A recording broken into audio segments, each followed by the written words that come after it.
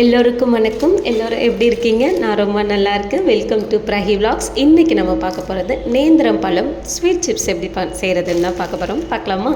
அதுக்கு நான் 2 நேந்திரம் பழம் எடுத்துக்கிட்டேன். இந்த நேந்திரம் பழம் எப்படி இருக்கணும் அப்படின்னு பார்த்தீங்கன்னா, காயாக இருக்கக்கூடாது, அதுக்குன்னு ரொம்ப பழுத்த பழமாகவும் இருக்கக்கூடாது, மீடியம் பழமாக இருக்கணும். அப்போ தான் சிப்ஸ் நல்லா கிறிஸ்பியாகவும் வரும் அண்ட் பழமாக இருக்கிறதுனால ரொம்ப டேஸ்டியாகவும் இருக்கும், ஸ்வீட்டாக இருக்கும்.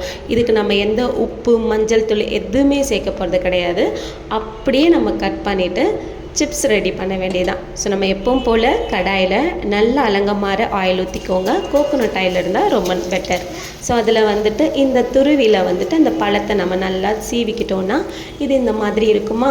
அது அப்படியே நம்ம எல்லோ கலரில் கிடையாது, நல்லா ப்ரௌனிஷ் கலரில் ஆகிற வரைக்கும் நம்ம அதை பொரிச்சிக்கிட்டே இருக்கணும். பொரிஞ்சதுக்கப்புறம் நம்ம எடுத்து சர்வ் பண்ண வேண்டியதான். ஸோ பொரிஞ்சிடுச்சு, அதை நான் எடுத்துட்டேன்.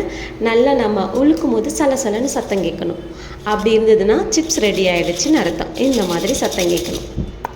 ஸோ சாப்பிட்டு பார்த்தா ரொம்ப ஸ்வீட்டாக இருக்கும், ரொம்பவே டேஸ்டியாக இருந்தது.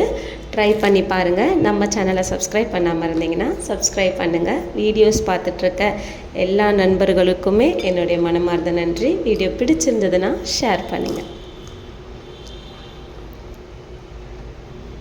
Thank you.